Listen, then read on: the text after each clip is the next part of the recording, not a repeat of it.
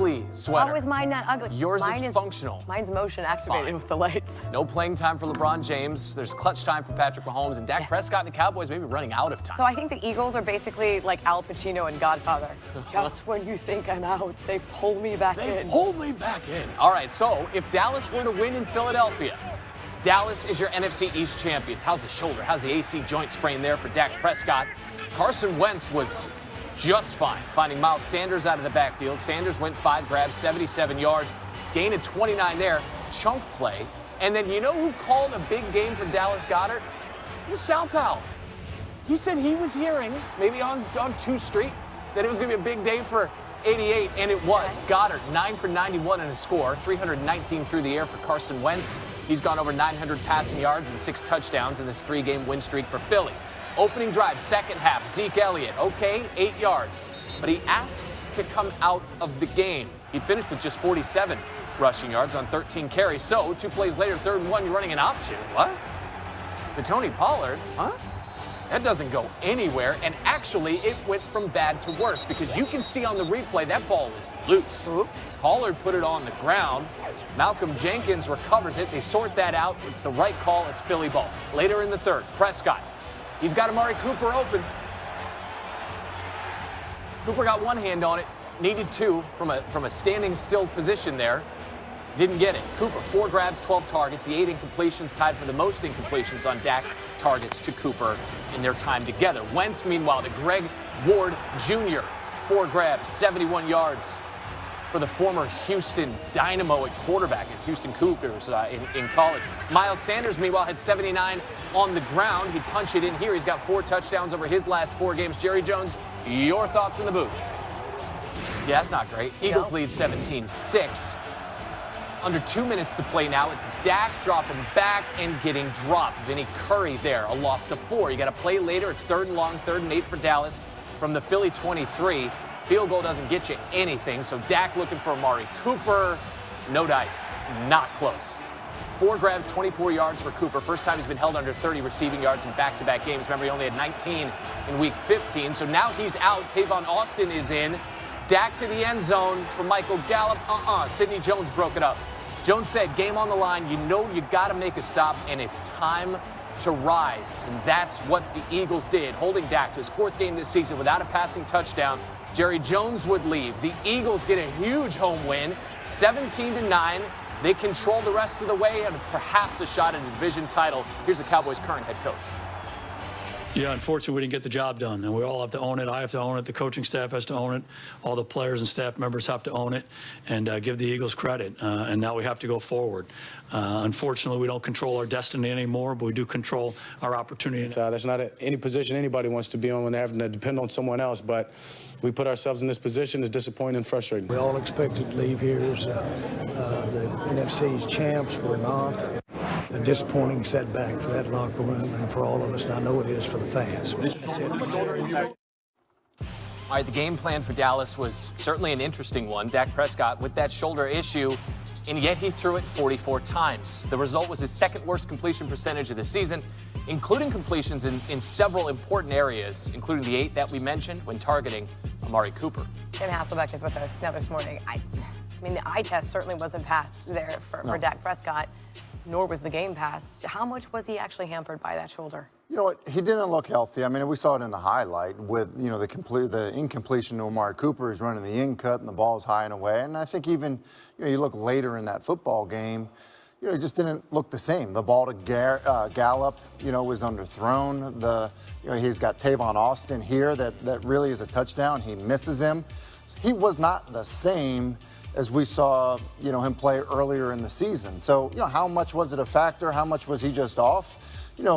We'll never know. Only, Dak could tell us that. But the truth of the matter is he didn't look the same. He didn't play well. He threw it 44 times. They didn't run it well. That's not a recipe for that football team to have success. As for the winning quarterback, you got Carson Wentz, who kept a clean sheet, right? Over 300 yards, didn't turn the football over. With the depleted receiving core, and he loses Zach Ertz to injury during the game. How was he able to do what Dak couldn't? Yeah, I think when you look at football games, there's maybe 6 or so, game-altering plays. Coaches will call them gap plays. And so he made them. You know, we just saw Dak miss Tavon Austin. That would have been a touchdown. Well, when you look at the opportunities that Carson Wentz had, he made the throws. This isn't an easy throw to Dallas Goedert, but it's above the shoulders, back end line. And then you look at the wheel route that he throws to Greg Ward Jr. He's wide open. You got to hit him. And so I just think it's a matter of doing those little things. Are they winning all the time, Randy, with this depleted receiving core and not having your stud tight end? Yeah. No, they're not always winning. But was he finding completions when those guys did win? Yeah, absolutely he did, and that was the difference. We sat in this very spot 1 week ago after the Cowboys convincingly beat the Rams, and you said you thought that the Cowboys were going to win the NFC East. I did. What do you think today? I don't think that'll happen because I do think that the Eagles probably take care of business. I think it'll be this coming week. Now, I think it's a tougher contest against the Giants than maybe we think that it'll be, or most people think it'll be. But I think the Eagles end up winning next week, which ends up, sealing it. I'll say this, though. Sitting after last week, the way they ran the football over 250 yards, I certainly was not forecasting 13 rush attempts for Ezekiel Elliott against the Philadelphia Eagles. Look, the Eagles scored 17 points. It's not, really, this was a really bad effort by the Cowboys offense. It wasn't a terrible effort by the Cowboys defense. Cowboys offensively not scoring a touchdown against the Philadelphia Eagles in the most important game of the season. And to be as listless as they looked at times, baffling. That really, really is surprising. I don't know how you come from what they did a week ago against the Rams and put out that type of effort on the road, that type of environment. That was a playoff game. Yeah. That should have had playoff energy. Yeah. And it most certainly did not. 16 carries as a team for 54 rush yards as a team. By the way, thanks for the heads up on the sweater. Appreciate you guys. Listen, we have our own club. Appreciate it. Appreciate you guys letting me know. Thanks. You just went ugly top. Yeah, Still good, more really good teammates, you two. On the NFC East fallout, Ed Werder, we talk about the listless performance. Ed Werder on how the Cowboys were wasting more than just opportunities this season. That later this hour, SportsCenter AM. You know who wasn't wasting opportunities? Patrick Mahomes. It's the Chiefs and the Bears. And those two, Mitchell Trubisky and Mahomes, part of the 2017 draft class. So cue the comparisons. I mean, Mahomes has the edge of passing and the edge of touchdown passes, but the winner here is that Trubisky doesn't put ketchup on steak and hot dogs. That is a no-no if you're from Chicago. Yes. First quarter, 3rd and 5 from the 12. It's Mahomes under pressure. Pressure makes diamonds. Chiefs take a 7-0 lead. Minute to play in the half. Chiefs now up 10-0. Mahomes this time to Travis Kelce. How did that work out for your fantasy football team, by the way? Mahomes, and wait, he's counting. He's counting to 10 because remember, Trubisky drafted 2nd in the class. Where was Mahomes? 10th in the class. How did that work out for you, Chicago? What's up with this? Honestly, I was just out there having fun. I mean, me and my teammates, we were going out. We had a big score before the half. And I was just trying to enjoy it. I mean, you see me play I play with emotion, and I like to go out there and just have fun with my teammates. That's what he was doing. I mean, it's hard to not have fun when you're up 17-0 at the break. It's 17-3 now in the 4th quarter, and Mahomes was great on 3rd down. This was on 3rd and 8 from the 14. It's a touchdown to Damian Williams. The Chiefs win this one 26-3, and they are taking care of business in terms of the AFC playoff picture because Kansas City is going to represent the AFC West in the playoffs. Are they going to do it as the 2 seed, the 3 seed, the 4 seed? It is literally all in play because here's the flow chart. The Chiefs are the 2 if they beat the Chargers and the Patriots lose to the Dolphins. If the Patriots win or the Chiefs lose and the Texans lose too, then the Chiefs are the 3 seed. The 4 seed comes into play if the Chiefs lose and the Texans win. Get it? Yeah. Got it? Yeah. Good. For sure.